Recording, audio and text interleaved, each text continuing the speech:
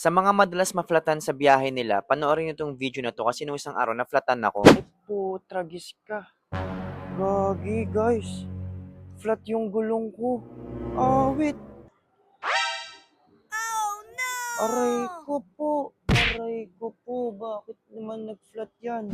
Buti na lang meron akong ganitong air pump na malaking tulong siya. Ito yung panghangin. Tapos, may ganito siyang cord.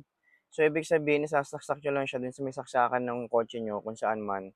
Ito yung car accessories na talagang for emergency purposes. Kaya dapat meron ka talaga nito just in case mangyari to. May hangin na, di ba? Medyo matagal-tagal lang siya guys kasi syempre maliit lang eh. Guys, ito na yung mas malapit ang view. Kanina nakikita nyo talagang lapat na to dito sa floor pero ngayon nagkaroon siya ng konting hangin. So yun guys, kahit paano malaking tulong din pala yung ganitong air pump. Tingin ko lahat na may kotse dyan, kailangan nyo to. So kung gusto nyo rin nito for emergency purposes tulad nung nangyari sa akin, ilalagay ko na lang yung link dyan sa may tabi ng pangalan ko. Tapos kayo nang bahala kung gusto nyo bumili o hindi. Basta napatunayan ko na effective naman siya. So ngayon pupunta na ako ng vulcanizing kasi para tapalan na si tali. O yun lang guys. Okay, bye-bye.